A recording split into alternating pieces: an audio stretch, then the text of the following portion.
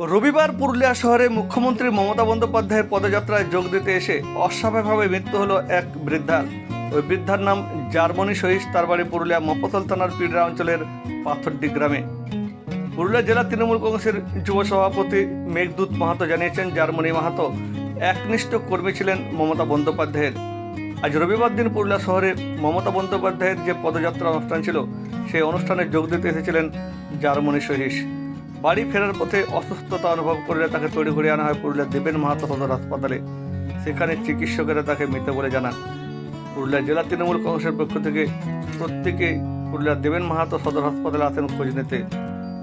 তাদের পরিবারের পাশে থাকার আশ্বাস দিয়েছেন পুরুলিয়া জেলা তৃণমূল কংগ্রেস নেতৃত্ব।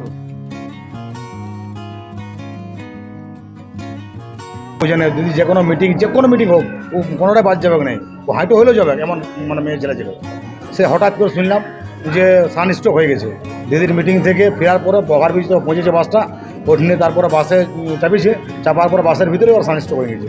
হওয়ার সঙ্গে সঙ্গে অঙ্কুর মাহাতো, যে বুথ সভাপতি পাথরডি গ্রামের, সে আমাকে ফোন করে যে এরকম ঘটনা ঘটে গেছে।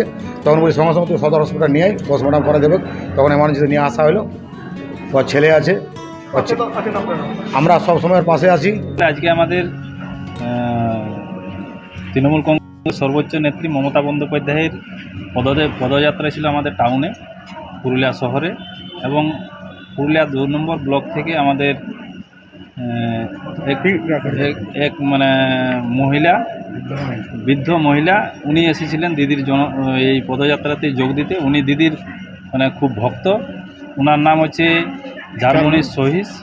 এবং সেই মিছিল থেকে ফেরার পথে বাসের মধ্যে হঠাৎ করে স্ট্রোক হয়ে যায় এবং আমরা সাথে সাথেই ওনাকে তখন হসপিটালে নিয়ে আসা হয়। এখানে আমাদের সমস্ত অঞ্চলের নেতৃত্বরাই রয়েছেন, তারা নিয়ে এসে ভর্তি করে আমরা এখানে ডাক্তার তাকে মৃত বলে ঘোষণা করেছেন। এবং দিদির উনি খুব ভক্ত ছিলেন এবং প্রতিটা মিটিংয়ে দিদির কিন্তু সভায় তিনি উপস্থিত হতে নেই, খুব বয়স। হ্যাঁ, আমরা প্রত্যেকটা তৃণমূল কংগ্রেসের কর্মী ওনার পাশে আছে, আমাদের সকল নেতৃত্ব ওনার পরিবারেরকে সমবেদনা জানাই এবং সব সময় ওনার পাশে থাকার আমরা চেষ্টা করে যাব।